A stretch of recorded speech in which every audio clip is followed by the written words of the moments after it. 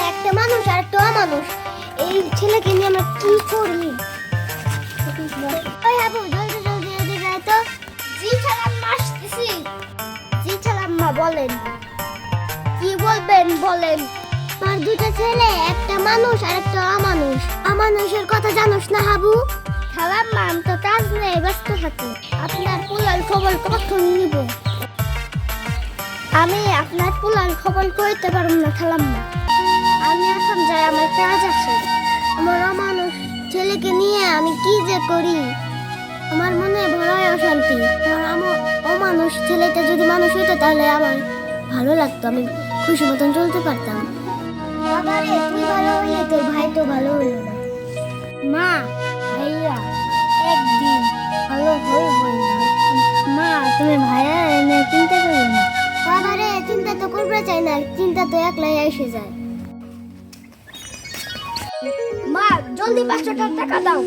আরে টাকা কি কামাই করে দিয়ে তুই চাস দাঁড়ি তোরে টাকা দিমু? তোর মতন অমানুষ ছেলেকে নিয়ে আমি মরছি। অমানুষ ছেলেকে আমি পেটে ধরে ভুল করছি। তুমি আমার এই পেটে নিয়ে ভুল করছো, তাই করতে চাও? পাড়ার কত মানুষ আমার পেটে নিয়ে জন্য ঘুরছে, তুই তাকে পেটে যায়নি। আর মতো এটাই এমো আই মার ভুল রাজা শ্রেয়া করে ওই রাজা বাসার ঘরে জন্ম দেওয়া ভালো ছিল। তোমার মতো ফকিন্নির ঘরে জন্ম নেই আমার ভুল হয়েছে। পোলারে তুই এত বড় কথা কর। তোর পোলারে আমি আজকে ত্যায্য করলাম। আজ থেকে ভাবুন ছেলে আমার দুটো না একটা।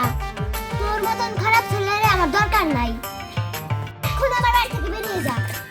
তোর মতন খারাপ ছেলেরে আমার দরকার নাই। শুধু আমার চোখের পানি পড়বে না। আম্মা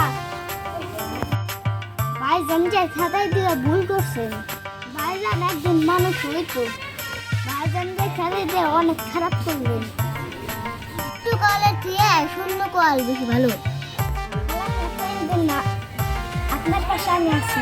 ঠিক আছে আবু তুই আমার সাথে থাকিস। এখন চল তুই ঘরে খাবার দে, আমি এখন ঘরে যাই।